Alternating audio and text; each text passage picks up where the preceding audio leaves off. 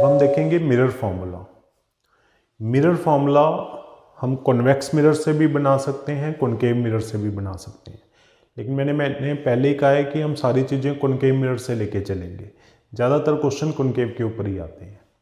तो देखते हैं बेटा कॉनकेव मिरर फार्मूला, या बेसिकली कॉनकेव मिरर नहीं, इसे मिरर फार्मूला ही कहते हैं। ये क्या होता है, 1/v plus 1/u equal to 1/f।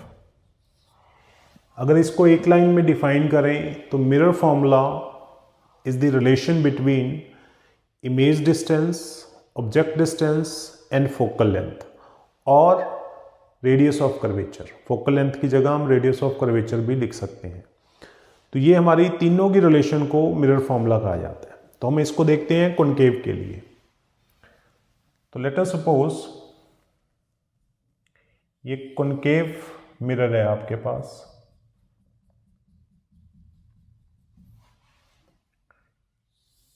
ये हमारा प्रिंसिपल एक्सिस है, ये पोल है, ये हमारा है सेंटर ऑफ कर्वेचर, और मैंने यहाँ पे एक ऑब्जेक्ट रखा है ए बी प्रिंसिपल फोकस के ऊपर। ये हमारा है नॉर्मल, नॉर्मल बाद में बनाते हैं। तो यहाँ पे क्या होगा, एक लाइट सी से पास करेगी ऐसे करके और मिरर से स्ट्राइक करके वापस आ जाएगी। याद रखनी है ये बात, जो लाइट कर्वेचर से पास करती है, सेंटर ऑफ कर्वेचर से, वो मिरर से स्ट्राइक होके वापस चली जाती है। दूसरी लाइट हमारी पैरेलल टू प्रिंसिपल एक्सिस जो जा रही है इसके पैरेलल, वो यहाँ से स्ट्राइक करके इधर आएगी। तो ये आपका फोकस बन गया। तीसरी लाइट पोल से पास करेगी, वो भी यहाँ से पास करेगी, यानी तीनों इस पॉइंट पे मिल जाएंगी। तो जब तीनों यहाँ से मिल गई तो ये जो आपका ए डैश बी डैश बना, ये इमेज बनी है, इन्वर्टेड इमेज बनी है हमारी। तो यहाँ पे ये जो हम डिस्टेंस लेंगे, ये तो हो गया हमारा अपर्चर, दिस इज अपर्चर, इसको M1 M2 कह देंगे, इसको इधर ले आओ। देखो अपर्चर जरूरी नहीं कि आपको यहां से यहां ही मिलाना है, जैसा कि मैंने एक्सप्लेन किया था, कहीं से भी एक ऐसे लाइन खींच तो वो अपर्चर ही शो होगा। तो यहां से P से लेके, पहले यहां से P से F तक का डिस्टेंस हो गया फोकल लेंथ। ये इमेज बनी है, इमेज को U से डिनोट करते हैं। ये रेडियस ऑफ कर्वेचर है और इसको हम डिनोट करते हैं U से, ये V होगा, सॉरी, इमेज का डिस्टेंस होता है V। यहाँ पे हम लिख देते हैं साइन कन्वेंशन साथ लगा के, साइन कन्वेंशन साथ लगाने के बाद हम कह देंगे कि जो PF है इज इक्वल टू -F, सारे डिस्टेंस अपोजिट है क्योंकि लाइट उधर जा रही है। जो PC है -R, P, इसको ना एक्चुअली कंफ्यूजन नहीं होगी, इसको B रखा है तो इसको भी B डैश लिख देते हैं हम, इसको लिख देते हैं A डैश। तो PB dash is equal to -V और PB is equal to -U। तो ये साइन कन्वेंशन के अकॉर्डिंग सारे डिस्टेंस हो गए। ये फोकल लेंथ है, ये रेडियस ऑफ कर्वेचर, ये V क्या है, image distance from pole, image distance from pole. ये आपका है ऑब्जेक्ट डिस्टेंस फ्रॉम पोल, ये फोकल लेंथ फ्रॉम पोल, ये radius of curvature from pole. तो इसमें अब हम ट्रायंगल लेंगे। In triangle ABC and triangle A dash B dash C, ABC A dash B dash C।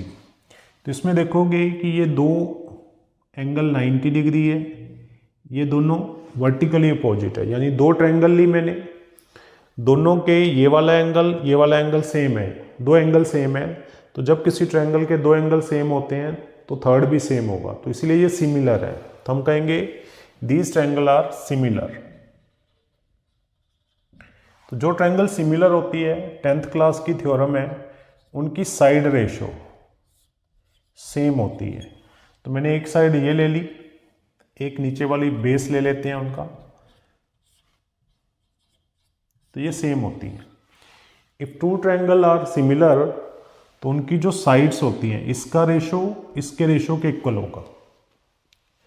Similarly in triangle A B P and A dash B dash P, ये भी similar होंगी। कौन सी? A B P and A dash B dash P, क्योंकि इसमें ये angle of incident reflected के equal हो गया, दो एंगल 90 डिग्री हो गई, थर्ड इक्वल हो जाएगा। तो इसमें भी जो साइड रेशियो है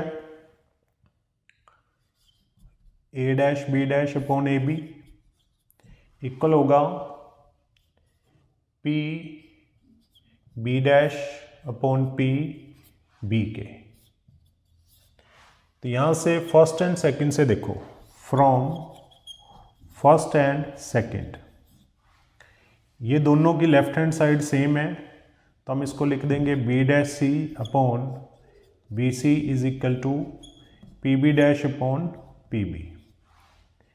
तो यहाँ पे बी डैश सी जो है ये वाली, इसको आप क्या लिख सकते हो कि पी सी में से पी बी डैश निकाल दो, पी बी में से पी बी डैश निकाल दो तो वो बी डैश सी बचेगा। सिमिलरली बी सी को लिख सकते हैं P B minus P C is equal to P B dash upon P B. देखो मैं फिर से बता रहा हूँ, ये है बी डैश सी इतना, तो पहले आप पूरी पी सी ले लो, उसको माइनस कर दो पी बी डैश से, क्योंकि अल्टीमेटली सारे डिस्टेंस हमें पोल से लेने हैं। तो बी डैश सी में भी पी पी आ गया, बी सी में भी ऐसा आ गया। तो अब ये सारी टर्म्स जो हमने ली थी इसमें पुट कर दो, तो यहाँ पे पी बी की जगह आ जाएगा minus U, P B dash आ गया minus V upon P B is equal to minus U, P C आ गया minus R, P B dash is minus V upon P B आ गया आपका माइनस यू। तो minus U plus V upon minus U plus R equal to, ये negative negative cut गया, V by U. Cross multiply करो इसको इधर, तो माइनस यू वी, इसको इससे करो, कुछ गड़बड़ है यहाँ पे, हाँ यहाँ पे मैंने ना गलत लिख दिया, जो बी डैश सी है ये पी सी आना चाहिए था, यस यहाँ पे पी सी आता, मैंने एक्चुअली बोला सही था लिखा गलत है, तो पी सी यहाँ पे आर आ जाएगा, minus R plus V, cross multiply करोगे तो यहाँ आ गया आर वी, ये यू वी, इधर करोगे minus U V plus R V, इसको इधर ले आओ तो ये 2 यू वी आ गया, इसको उधर ले जाओ वी आर प्लस ये यू था, यू है ना, यू से मल्टीप्लाई कर रही है, तो ये वी आर था, ये आर यू आ गया। अब दोनों तरफ डिवाइड कर दो, divide by U V R, तो जब यू वी आर से इस तरफ डिवाइड करोगे 2 बाई आर आ जाएगा, इस तरफ 1 बाई यू आ गया, और आर इसमें आ जाएगा 1 बाई वी। और मैंने आपको बताया था वी नो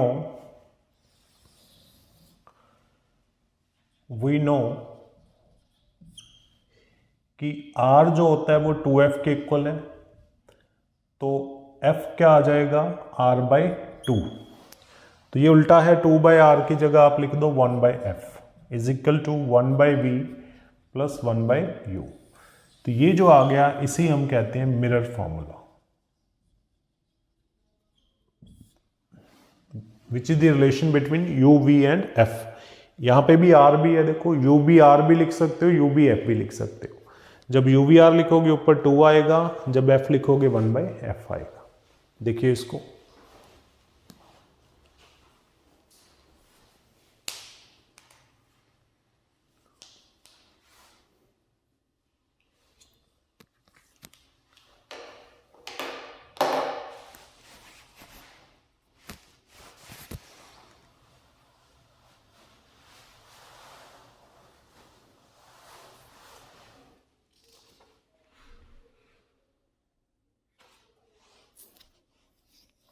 ये जो इमेज बनी है इस केस में ये रियल इमेज बनी हुई है।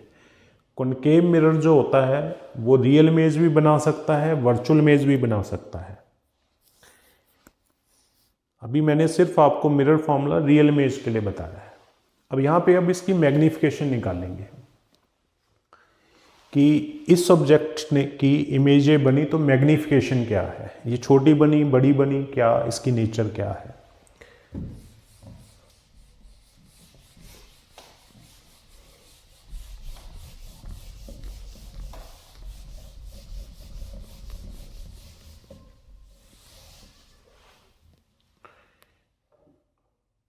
Magnification of mirror.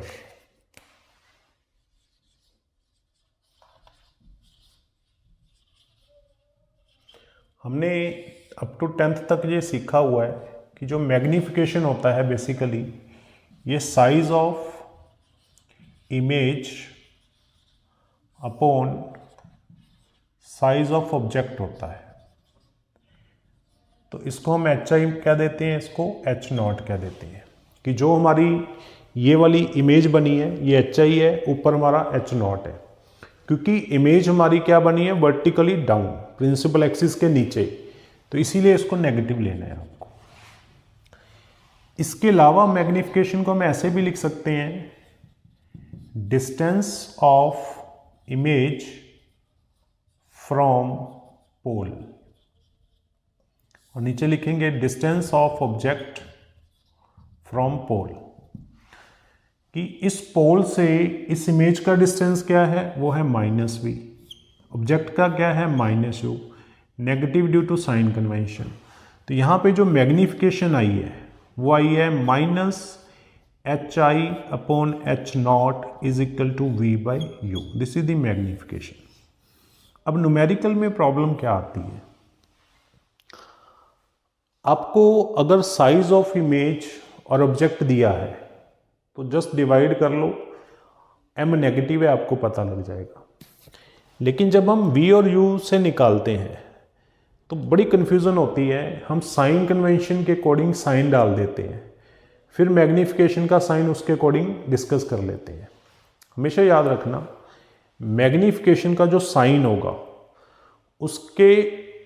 उसका u और v से कोई लेना देना नहीं है। लाइक इस केस में अगर आपको साइज मतलब नेचर निकालनी है या साइन निकालना है तो आप कहोगे m इज नेगेटिव, इसके साइन से कोई लेना देना नहीं, सिर्फ आप इस केस में देखोगे कि साइन क्या है।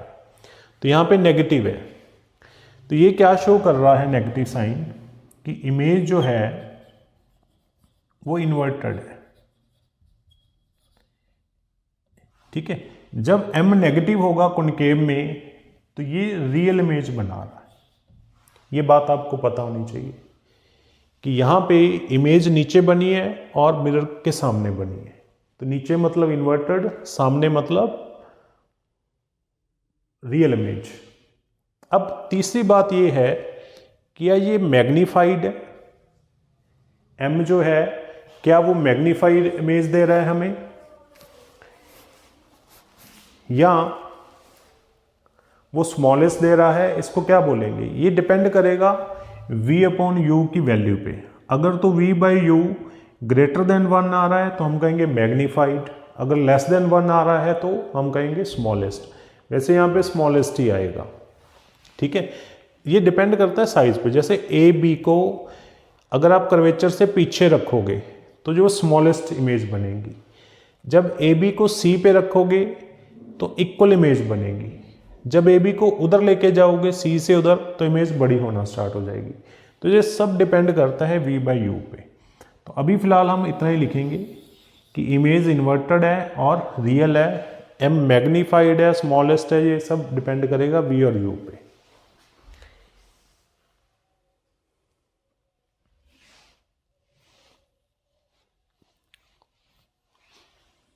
अब दूसरा केस, ये जो हमारी आई है मैग्नीफिकेशन, ये रियल इमेज के लिए आई है, real image of concave. But अगर हमारे पास सेकंड आ जाए virtual image of concave mirror, तो हम क्या करेंगे, देखो वर्चुअल इमेज का मतलब ये है, मैं छोटा सा डायग्राम बनाता हूं यहां पे। वर्चुअल का मतलब है कि ऑब्जेक्ट तो ये रहा, इमेज इधर बनेगी इसकी, ये वही u है, ये v है। अगर मिरर के अंदर इमेज बनती है तो वो वर्चुअल है। तो इस केस में मैग्निफिकेशन क्या आएगी, यहाँ पे ऑब्जेक्ट भी ऊपर रहेगा और इमेज भी प्रिंसिपल एक्सिस के ऊपर है, तो ये पॉजिटिव आएगा। यहाँ पे v पॉजिटिव आएगा क्योंकि रे के साथ चल रहे हैं, u हमारा नेगेटिव आएगा। तो यहाँ पे हमें m को देखो ये साइन लेके नहीं करना हमें कि u का नेगेटिव है तो m नेगेटिव आ गया। मैंने यही बात आपको बोली थी, m जो है वो hi और h0 के साइन को देख के लेना है, क्योंकि दोनों पॉजिटिव है तो ये पॉजिटिव है। तो जब m पॉजिटिव होगा कॉनकेव के केस में, तो हमारी इमेज क्या बनेगी, इमेज इज ऊपर की तरफ इन्वर्टेड, ये इन्वर्टेड था, इसे कहते हैं इरेक्ट, सेम साइड हो, और ये वर्चुअल है। बस ये वैल्यू आपको याद रखनी है। तो जो साइन है m का, वो size of image and size of object पे डिपेंड करता है, ना कि डिस्टेंस फ्रॉम पोल से डिपेंड करता है। ये बड़ी कंफ्यूजन होती है। जो नेगेटिव पॉजिटिव है आपको इसको लेके नहीं निकालना, v और u को लेके तो सिर्फ आपको साइज पता लगेगा। वर्चुअल इमेज वैसे सेम साइज ही होती है, ये हमने पहले भी सीखा है जब हम आपको बता रहे थे प्लेन के केस के अंदर। मैग्नीफाइड इमेज भी बना सकता है जी। देखिए इसको, मतलब मैग्नीफाइड तब बनेगा जब u कम हो v ज़्यादा हो, है ना। u जितना आप नज़दीक जाओगे उतनी इमेज बड़ी बनेगी। ये मैं आपको बताने की कोशिश कर रहा हूँ इस केस में। कंफ्यूज नहीं होना इसमें, हो गए यार, कंफ्यूज हो गए आप। लाइक देखो, कॉनकेव के केस में ये ऑब्जेक्ट जितना पास जाएगा इमेज उतनी बड़ी बनेगी। कॉनकेव के केस में चाहे रियल इमेज है चाहे वर्चुअल इमेज है, दैट्स इट। अब बात करते हैं हम कॉन्वेक्स की। कॉन्वेक्स के केस में क्या होगा, यहां से ले लेता हूं मैं। कॉन्वेक्स हमेशा वर्चुअल इमेज ही बनाता है, वो कभी भी रियल इमेज नहीं बनाता। ठीक है, यहां पे मैं लिख देता हूं, पूरी हटा ही देते हैं इसको, virtual image of convex. Formula यही है कि image of, size of image, size of object, distance of image, सब कुछ यही रहेगा। बट कॉन्वेक्स के केस में क्या होता है, मैं एक डायग्राम बनाता हूं यहां पे। अगर ऑब्जेक्ट इस साइड है तो इमेज इस साइड बनेगी इसकी। ये u होता है, ये v होता है ऑलवेज। तो क्योंकि दोनों पॉजिटिव हैं, क्योंकि दोनों ऊपर की तरफ हैं, v ऊपर पॉजिटिव रहेगा, इस साइड है लाइट के साथ, u नेगेटिव रहेगा। तो इस केस में m जो है हमेशा पॉजिटिव रहेगा, यानी इमेज आपकी हमेशा इरेक्ट रहेगी एंड वर्चुअल रहेगी। अगेन मैग्निफिकेशन डिपेंड करता है v और u पे। तो जो मेन गड़बड़ होती है मिरर के केस के अंदर, वो मैग्निफिकेशन निकालने के लिए होती है। देखिए इसको,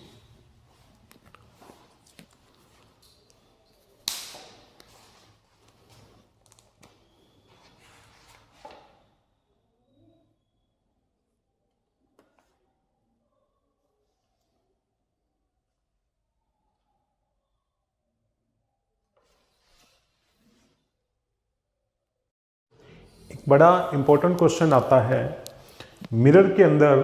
जब हम किसी ऑब्जेक्ट को देख रहे हैं, मान लो कोई ऑब्जेक्ट है, वो कोई स्पीड से आ रहा है पीछे से, और हम मिरर में उसकी इमेज देख रहे हैं, तो हमें मिरर के अंदर उस ऑब्जेक्ट की क्या स्पीड नज़र आएगी।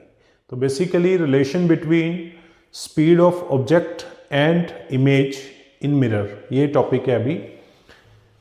तो हमें पता है कि मिरर फॉर्मूला कहता है 1/v plus 1/u equal to 1/f होता है। इसको डिफ्रेंशिएट कर दो both side with respect to time. तो इसका डिफ्रेंशिएशन करेंगे तो क्या आएगा, इसको ऊपर लिख लो पहले, इसका डेरिवेटिव करेंगे विद रिस्पेक्ट टू टाइम, इसको भी ऊपर लिख लो u-1, क्योंकि फोकल लेंथ कांस्टेंट है तो ये 0 ही लिख दो, क्योंकि फोकल लेंथ कांस्टेंट होती है। तो इसका आ जाएगा -1 v-2 dv/dt, ये आएगा -u, मतलब -1 नीचे आएगा, u-2 du/dt इक्वल टू 0। तो ये आपका आ गया -1/v², क्योंकि v हम इमेज के लिए लेते हैं तो ये इमेज की स्पीड मान लेते हैं इसको i, माइनस वाली टर्म उधर ले जाओ, 1/u² इज इक्वल टू, इसको ऑब्जेक्ट की स्पीड मान लेते हैं, यहाँ लिख देते हैं dv/dt is vi, image speed, और du/dt v0 ऑब्जेक्ट स्पीड। तो यहां से आ जाएगा image speed is equal to negative v²/u² v0। ये इनमें रिलेशन आ गई। यानी अगर आपको मिरर के अंदर ये कोई पर्सन है जिसकी स्पीड कितनी है v0, तो मिरर के अंदर आपको जो उसकी स्पीड नज़र आएगी वो इतनी नज़र आएगी। That is all about mirror. देखिए इसको।